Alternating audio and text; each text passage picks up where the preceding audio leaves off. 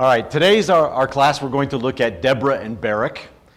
It's kind of our first case study, our first actual account of people that were judges. So Deborah is our judge. And looking to see how Deborah works. And one of the neat things I think about this section is that Deborah calls Barak to help, calls Israel to help. There's just this great cry for help from everybody that can help in Israel to come up and to fight against the Canaanites. And the test is, do you come up, or did they come up to fight against the Canaanites? That's the test. And there's in chapter 4, we read of the history of Deborah and Barak. And then in chapter 5 of Judges, we read of the song of Deborah and Barak. And a big part of the song of Deborah and Barak is commending the people that came up to help. And a big part of the song is about talking about the people that didn't. And we were talking to the young people in our class, and we talked about, can you imagine if there was a song that was written and you were in that song and you're one of the people that didn't come up and help, and it was noted that you were, or your ecclesia was, or your area was, your tribe was one of the tribes that didn't come up and help to fight against the Canaanites. We're going to start with Barak, and Barak has some hesitation in whether or not he's going to fight with the Canaanites. And I think this goes well with the theme that we've been looking at this week, because on the first day we looked at understanding what Canaanite thinking was. I think we saw pretty clearly that that was basically men doing what was right in their own eyes, following the frog-like spirits, as our brother Stephen talked about this morning. We talked about different ways that we can fight against Canaanite thinking. And then we talked about the different aspects of the judges yesterday, how there's the aspect of pointing out what God's rules and God's commands are, but there's also the aspect of going out and saving your brother and doing everything that you can to help them, because we're going to mess up. We're going to get into situations which are difficult. We're going to do the wrong thing. We're going to leave the Canaanites in our life, and we need all the help that we can get. So that's where Deborah and Barak come in today, and they call for help, and they get some help from some, and others don't bother coming to help in the fight. So let's take a look at Judges chapter 4, and we're going to start out right at verse 1.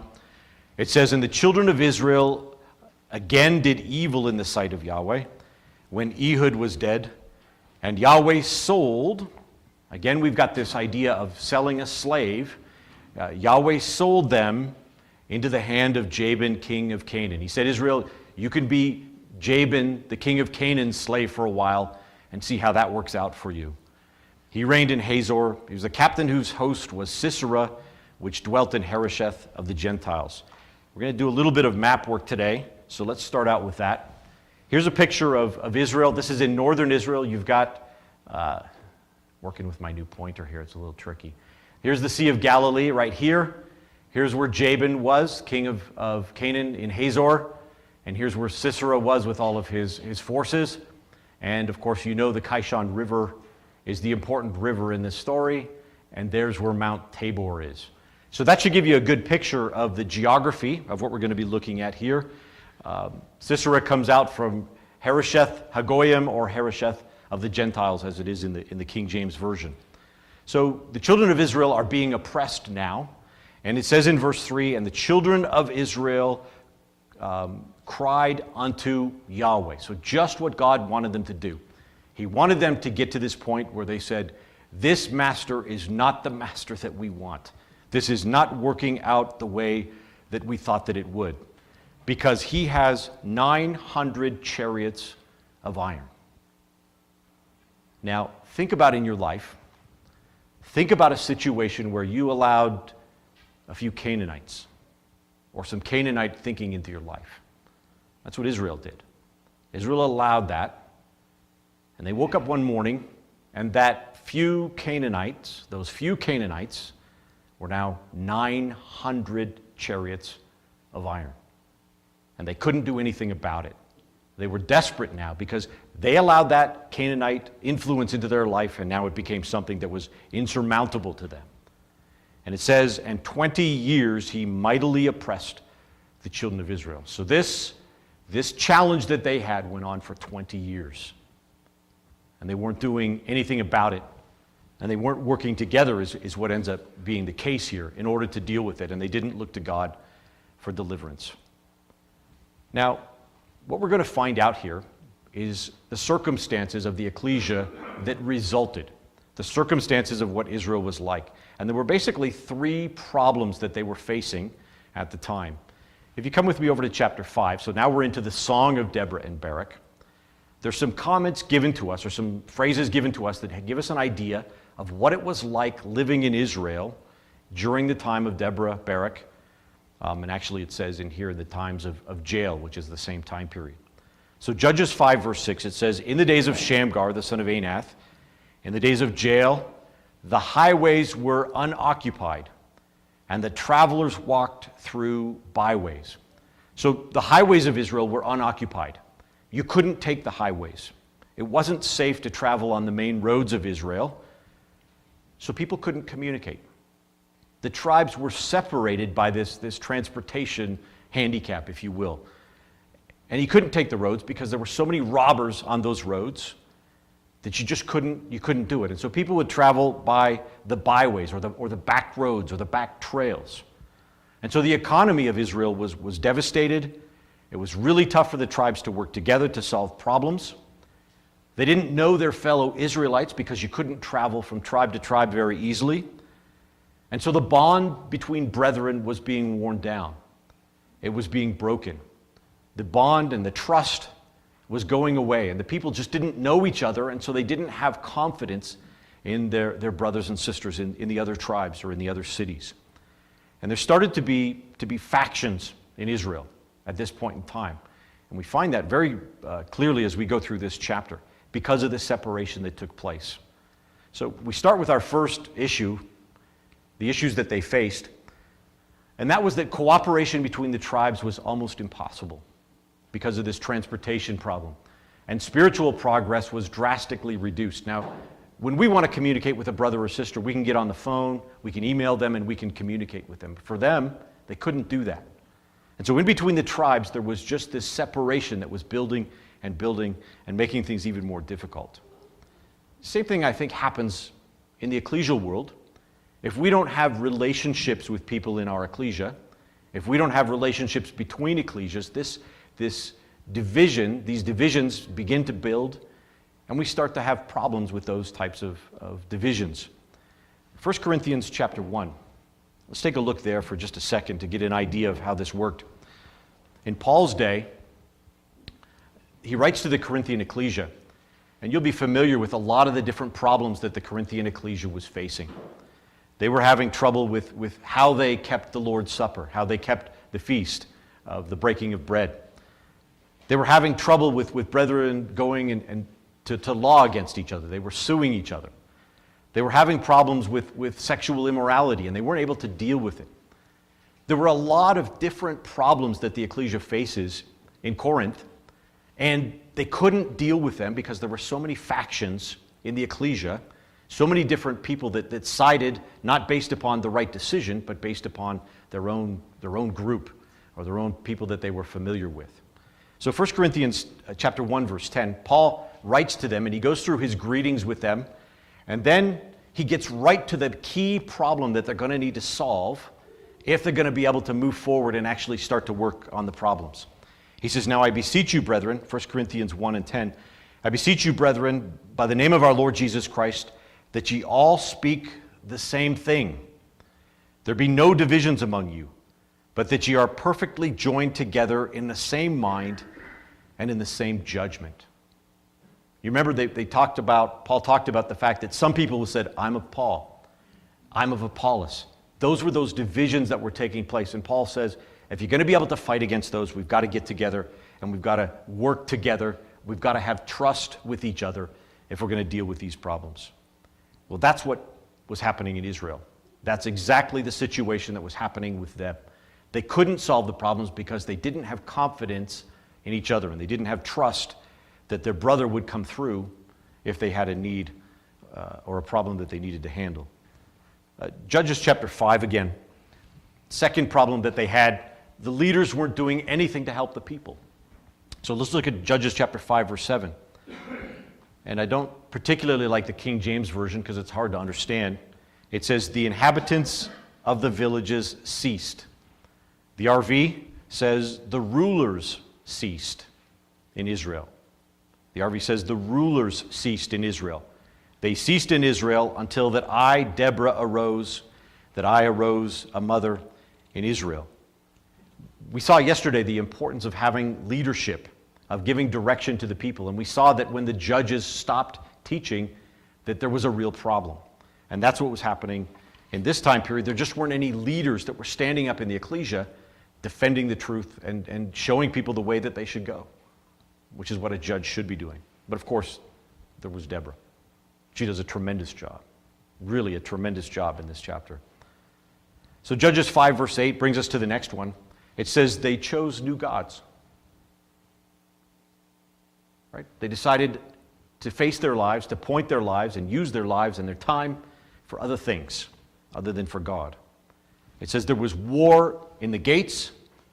Was there a shield or a spear seen among 40,000 in Israel? So here you've got them, and they've got no weapons.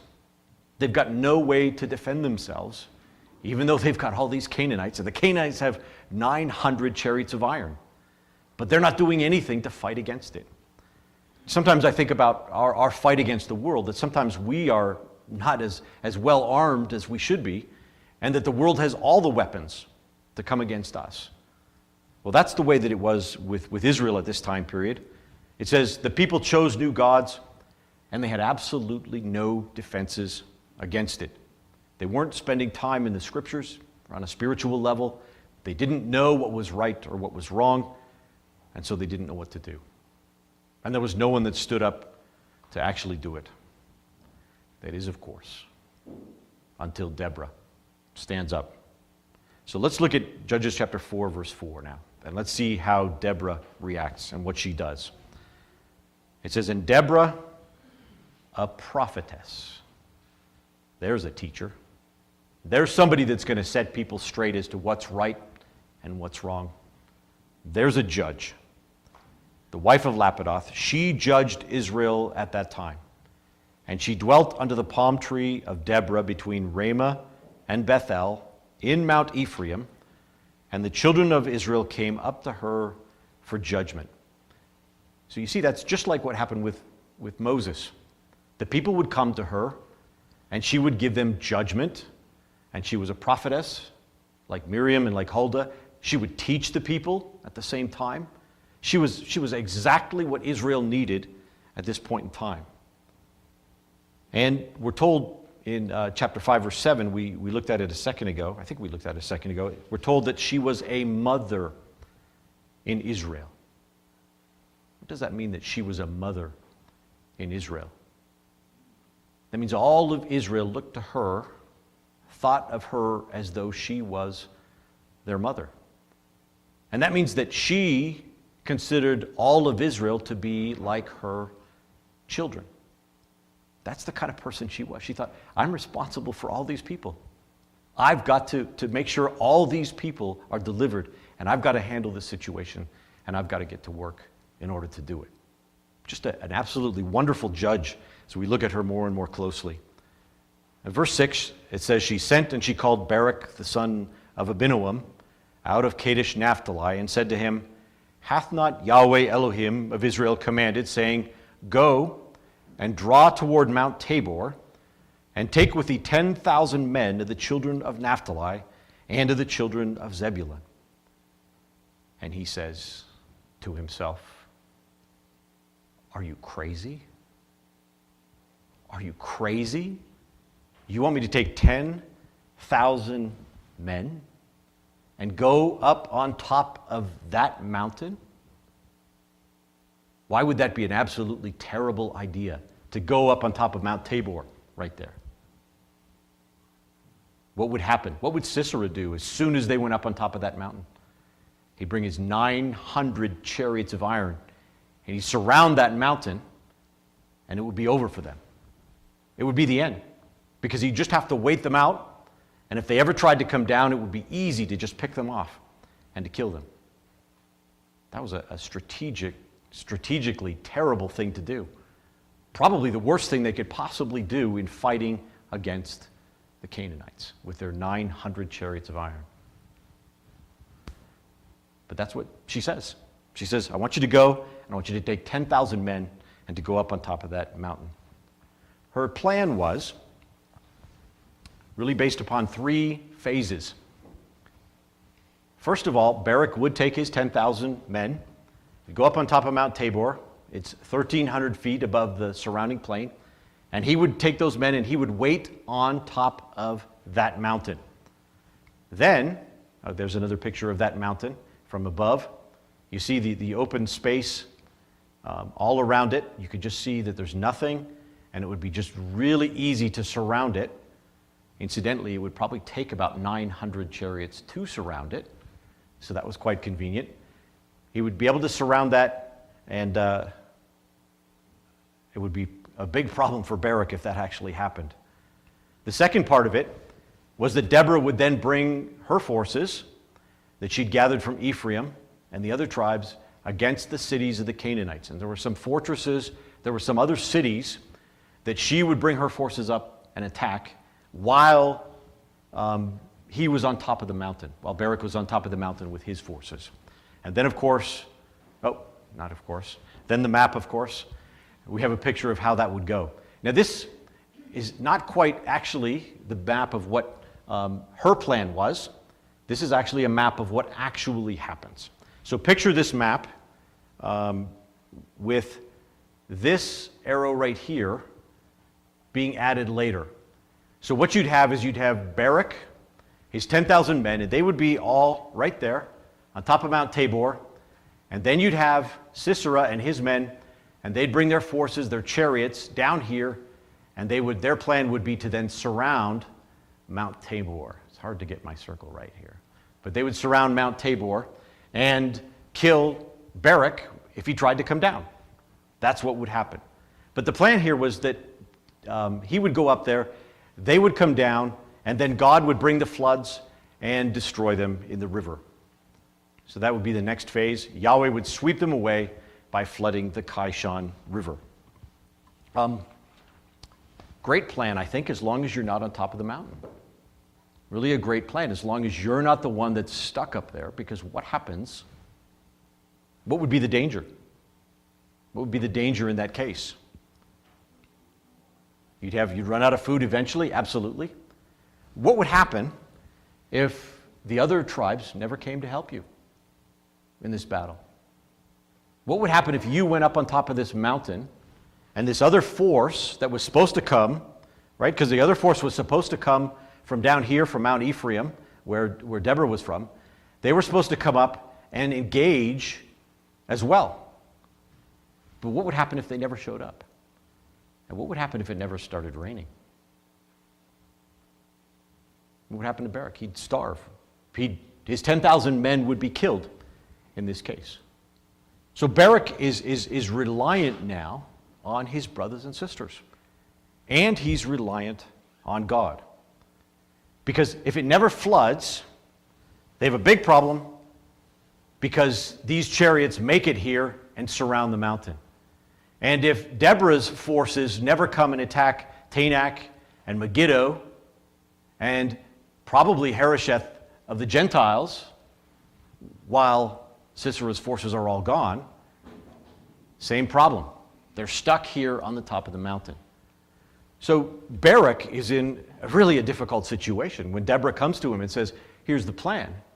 You're going to go up on top of the mountain, and you're going to wait on top of the mountain, and then we're going to come, and I'm going to bring the rest of Israel, and we're going to help you, and God's going to flood the river Kishon, and everything's going to work out great.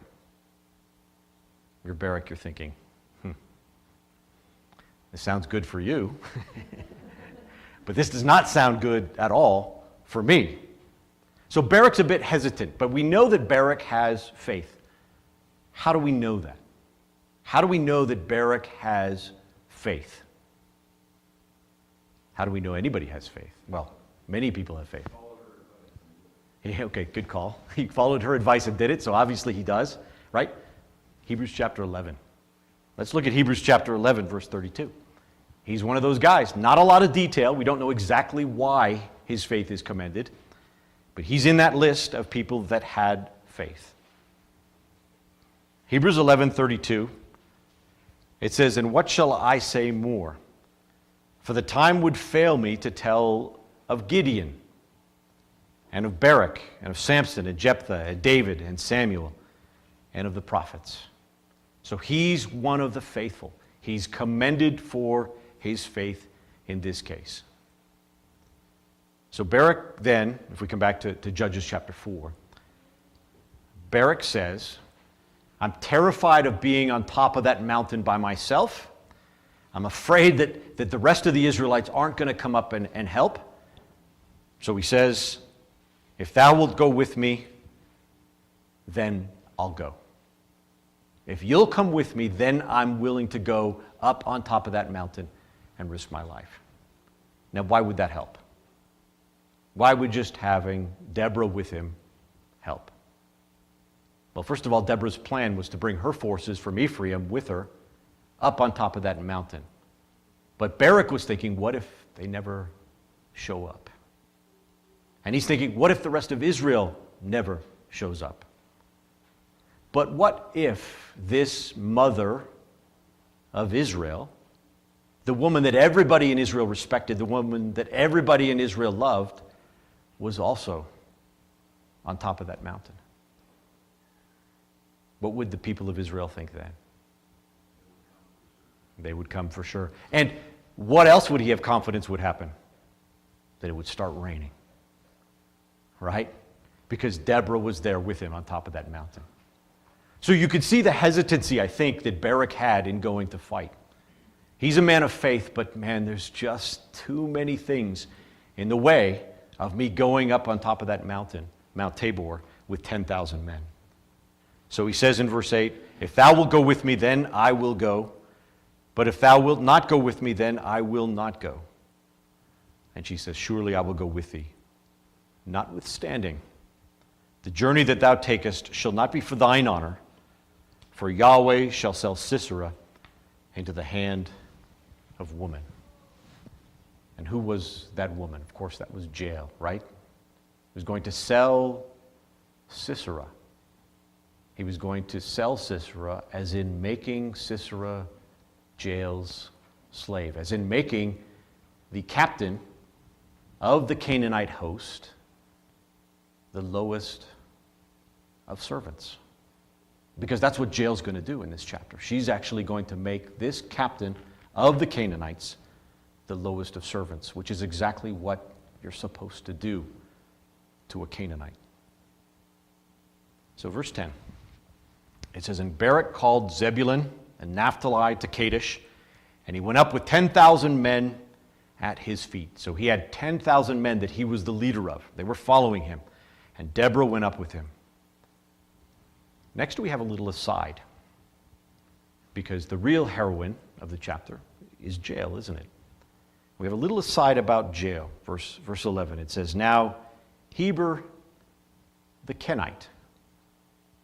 What do you remember about the Kenites? Where did the Kenites come from? Well, it tells us, which was of the children of Hobab, Jethro, the father-in-law of Moses. It tells us that these are the same people that had decided to camp, you remember, with the tribe of Judah because of their faithfulness with Caleb in Caleb's time. It says that he had severed himself from the Kenites. So Heber had decided that he was no longer going to pitch his tent in that direction. He was going to move away from there. It says he pitched his tent unto the plain of Zaanaim. Now, we're going to find this word tent comes up frequently in this story, following back or going back to the prophecy of Noah, I believe, and the destruction or the curse on Canaan. So it says that he pitched his tent in the plain of Zaanaim. So he pitches his tent away from Israel, away from the faithful people, because Heber has decided that he's going to go the way of the Canaanites as well. And he pitches his tent just like Lot pitched his tent towards Canaan. Now, the passage underlines this, and you don't see it at first, but if you look up what this name Zaanaim means, Zaanaim actually means to move one's tent. It actually means that. So what you have here is you've got Heber, who's a man that was a Kenite, and the Kenites had moved their tents to be in the region of Israel because of the faithfulness of Israel, because they wanted to be a part of that. And you got Heber, who decides he does not want to be a part of that anymore. His sojourn among the tents of Shem is over, and he's going to move his tent now to Zaanaim, which means to move one's tent. And you're thinking, wow, there's a lot going on here. This is a very significant passage that we're looking at. Something really important is going to be happening here because of this allusion back to what Noah's prophecy was. Okay, so while all this is going on, while he's moving, while he's gone to be on the side of the Canaanites, while Barak is deciding, yes, I'm going to go up, the cry goes out to all the tribes, well, at least most of the tribes of Israel, to come and help. And they're called to help. Barak is willing, he's convinced now, he's on board, he's going to help. The rest of the tribes now get the call to come and help. What do you think it would be like if your ecclesia sent out the call to other ecclesias around it and said, hey, we have something that we think is really going to be effective in fighting against worldliness, against sin. We would like you to come and help us for this week, for this weekend, for this evening even. What do you think the response would be to that? Some people would go, and some people would not go. Well, that's exactly what happens here, and that's exactly what's recorded for us. This record of the participation of the different tribes. So Judges chapter 5, the Song of Deborah and Barak, celebrates those people that go, and doesn't celebrate those people that refuse to go or fail to go. So Judges 5 verse 14, it says, out of Ephraim there was a root of them against Amalek. So it's telling us that out of Ephraim, the people came to fight against the Canaanites. So all the way, where's Ephraim? Ephraim is right down here. So Deborah was from there, so we would expect her to come and her people to come and to fight right up there is where Tabor is. So we would expect them to come and help. It says, after thee, Benjamin among thy people. So the people of Benjamin, they also come to the aid of Barak in this battle that takes place. It says, out of Makir, or out of Manasseh, came down governors. So which Manasseh? We believe it's this Manasseh, because we're told that those from Gilead did not come in just a couple of verses. So Manasseh, Western Manasseh, if you will, comes. Kind of jumpy on my pointer. But Western Manasseh comes, and it says that the governors were the ones that came. They're the rulers.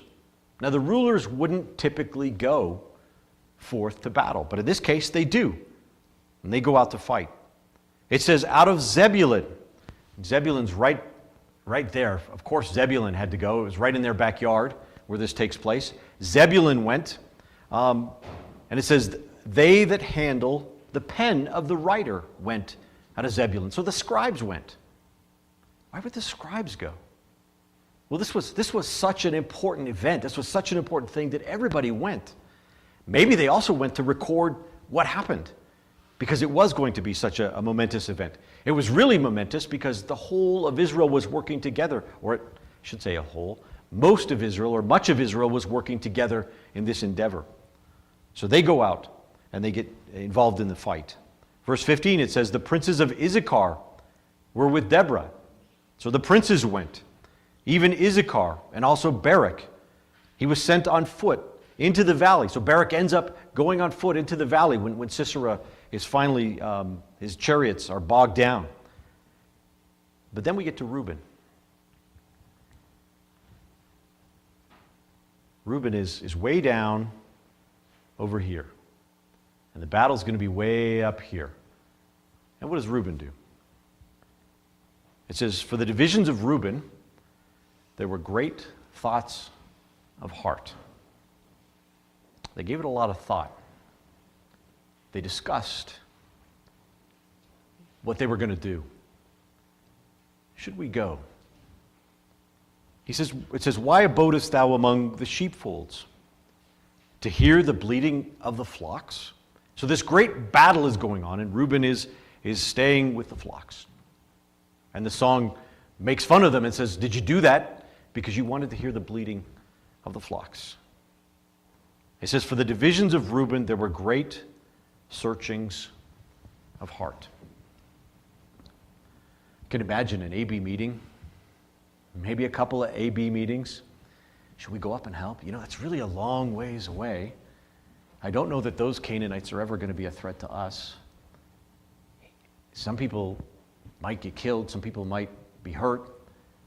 Is this really our battle? Should we go up and help?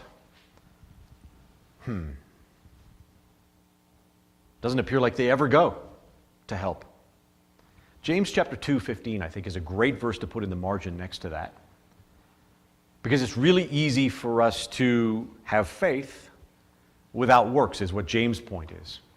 It's really easy for us to have faith without works. But if we do, then what does that say about our faith? That it's dead, that there's not much faith there at all. So James chapter 2, verse 15, it says, if a brother or sister be naked and destitute of daily food, and one of you say unto them, depart in peace, be warmed and filled, notwithstanding ye give not those things which are needful to the body, what does it profit? So if you're not going to help each other with the needs, the everyday needs that we have, what good is it? If you're like Reuben and you're not going to go help when your brother's in trouble, what good is it? He says, even so faith, if it hath not works, is dead, being alone. So they had good intentions, it would seem, because they talked about it. But in the end, it seems like they stayed with the sheep. It didn't go. They didn't help. How'd you like to be in the song of Deborah and Barak and be Reuben in that song? Right? And the rest of the tribes later on are celebrating the great victory, but they talk about your tribe as being one of the tribes that didn't get around to doing anything about the Canaanites. Verse 17, it says, Gilead abode beyond Jordan. We talked about that. So this region up here, they just stayed, right? They're on the other side of the Jordan. Chariots crossing the Jordan River. Not a big deal. We're going to be fine over here. It says, why did Dan remain in ships? And Asher continued on the seashore. Asher right at the top. Right here. Right? Again, what good are chariots of iron against ships? They're fine. We're just going to stay up here. We don't need to worry about it. And abode in his breaches or in his creeks. How'd you like to have a song written about you discussing that? You decided that, you know what, that the problem that the ecclesia is having is a problem that really doesn't affect me. Maybe it's the CYC. Maybe the CYC is really, really struggling. And you think, well, that's not something I could do or should do because I don't have kids in CYC. It really doesn't affect me. Not going to work, is it? It's not what God wants to hear. It's not what God is looking for. Verse 18 says, Zebulun and Naphtali were people that jeoparded their lives unto the death in the high places of the field. High places of the field. They went up on top of Mount Tabor. They risked their lives in this case. They went up with Barak. Have you ever been a part of an ecclesial project where not too many people showed up? Right? You had something planned and not very many people in the ecclesia showed up. Maybe you planned the event. How did you feel when just about nobody came to help, or very few people came to help out with the project? And you know the project would have been a benefit not just to your family, but it would have been a benefit to everybody. And yet some of them don't show up. These chapters make it very clear how important it is for us to show up. How important it is for us to help each other at every opportunity that we possibly can. There's another factor. What if you don't show up and you have children or grandchildren? What will your children think if there's something that's going on and you didn't show up?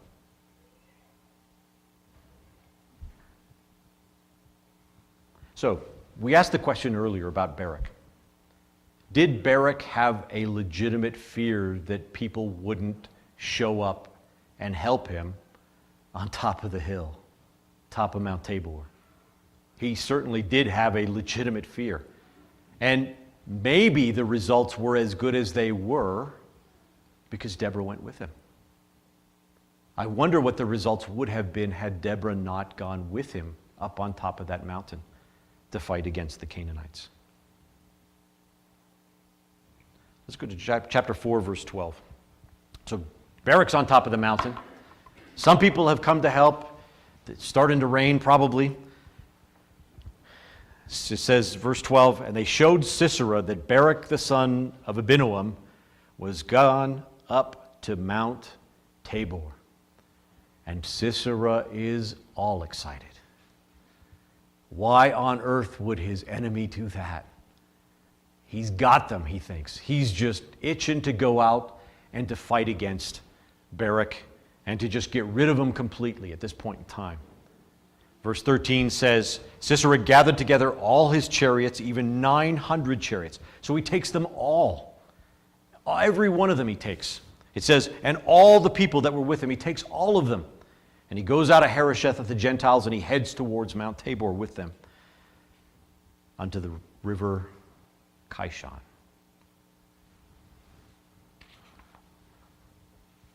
He's fully committed now, completely committed to this battle.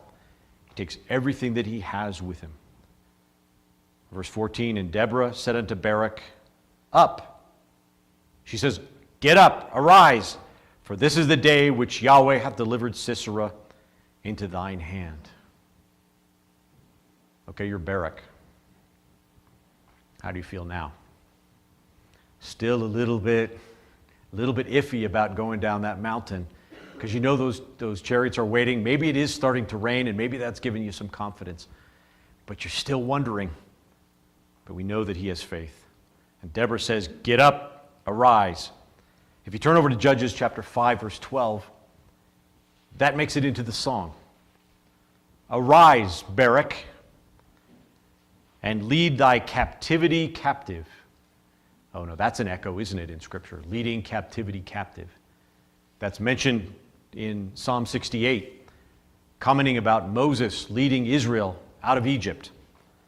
And of course, that's mentioned about Christ, leading us out of sin. So there's great significance to what's happening here. Arise, Barak, and lead thy captivity captive, thou son of Abinoam. Is not, and then we go back to chapter 4, verse 14, Is not Yahweh gone out before thee, Deborah says. So Barak went down from Mount Tabor, and 10,000 men after him. And he's leading his captivity captive. He's a leader. He's what Israel lacked. He's a leader. And many people came to help him in this case. Judges 5, verse 19 says, the kings came and fought. Then fought the kings of Canaan. The idea behind this is that the kings of Canaan were so confident in this battle. They were so confident as they marched out of Harosheth. They were confident that they were going to defeat Barak and Israel. It says, in Tanakh, by the waters of Megiddo. So they had their strongholds where the battles were fought. They were confident that they were going to win. And then it says they took no gain of money. So they had all this confidence as they went out. And yet this time, when they came back from the battle, they brought nothing. There was no spoil. They wouldn't take a spoil at all from this battle because the chariots, in this case, were absolutely of no use to them at all. Judges chapter 4, verse 15, back to the story. It says, and Yahweh discomfited Sisera, and all his chariots, and all his host, with the edge of the sword before Barak. And so they went out and they just slaughtered the Canaanites in this case, so that Sisera lighted down off his chariot and he fled away on his feet. The chariots were bogged down because of the rain and the flooding of the river, and there was nothing that they could do about it but to fight on foot. It says, but Barak pursued after the chariots and after the host unto Harosheth of the Gentiles, and all the host of Sisera fell upon the edge of the sword, and there was not a man left. There was not a man left except for Sisera. But he's going to be taken care of in just a minute. But chapter 5 tells us of one particular Israelite village, Meroz. And that village, even after this incredible victory, even as it was taking place, they refused to help in the work of Yahweh. They refused to help their brothers. Judges 5, verse 23. And it tells us what happens when we fail to help in the work of God. It says, curse ye Meroz, said the angel of Yahweh. Curse ye bitterly the inhabitants thereof, because they came not to the help of Yahweh, to the help of Yahweh against the mighty. You know, we look at it and we think, well, they didn't come and help their brethren. And we can picture this village where people, the Canaanites, were maybe running past it, and they could easily have gone out and captured them and destroyed them as they should have. But they let them keep on going by, and they didn't help their brothers and sisters in the fight against the Canaanites.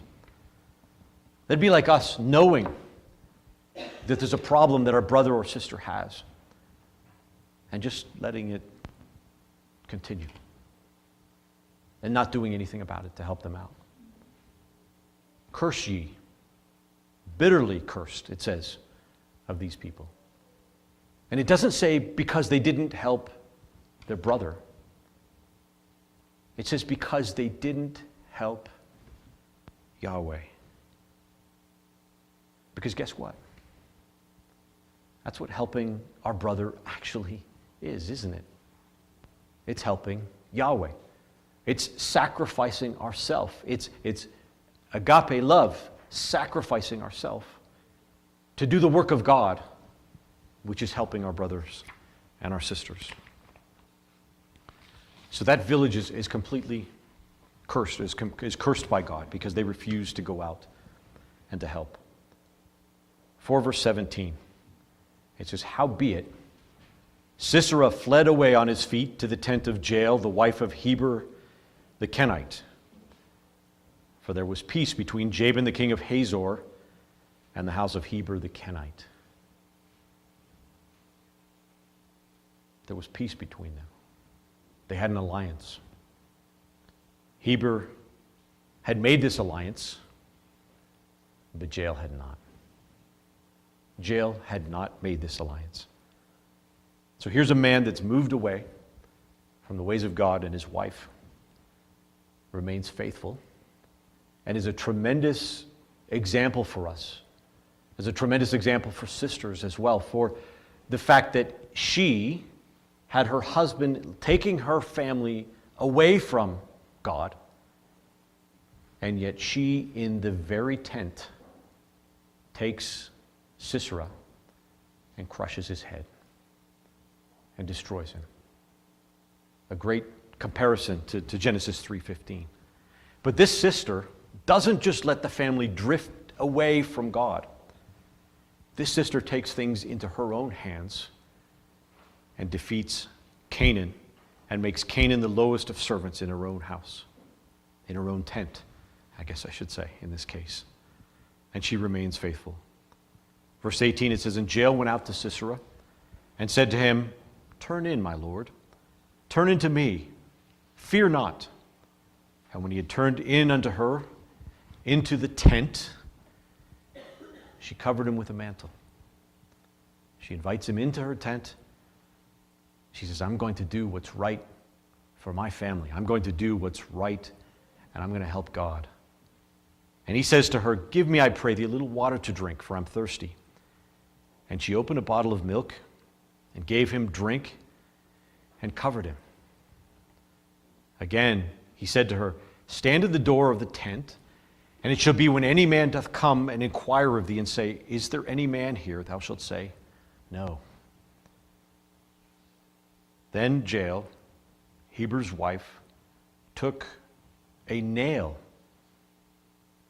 of the tent and took a hammer in her hand and went softly unto him and smote the nail into his temples and fastened it to the ground, for he was fast asleep and weary.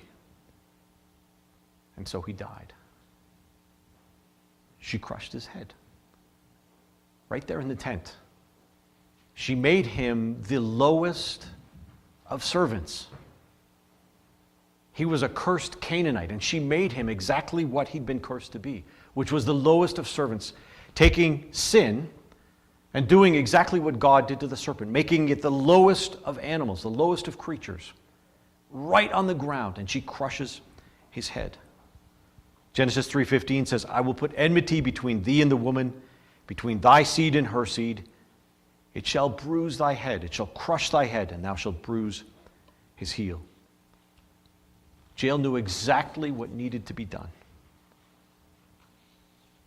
No one has to tell her.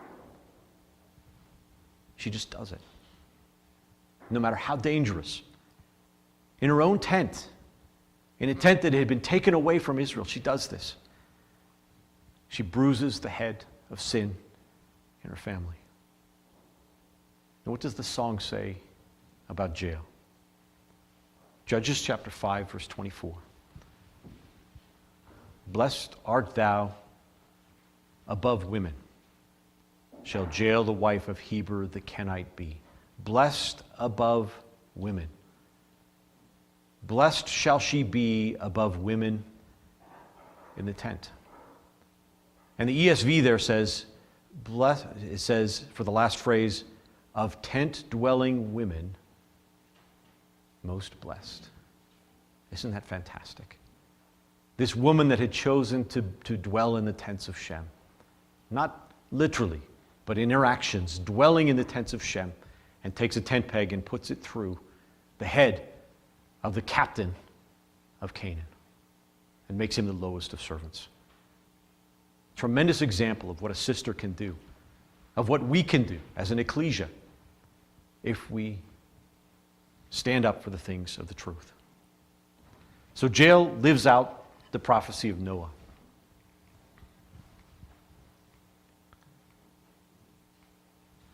She dwelt among the tents of Shem. Her husband pitched his tent in the plain of Zaanaim, which means to move one's tent, and made peace with the Canaanites. God sold, as a slave, Sisera into Jael's hand, making him her servant. And then she made him the lowest of servants by nailing his head to the ground and crushing his head like the head of the serpent was crushed by Christ. And she is called of tent-dwelling women most blessed. In the New Testament, that phrase that she is most blessed among women is said of Mary by Gabriel. Turn with me to Luke chapter 1, verse 28.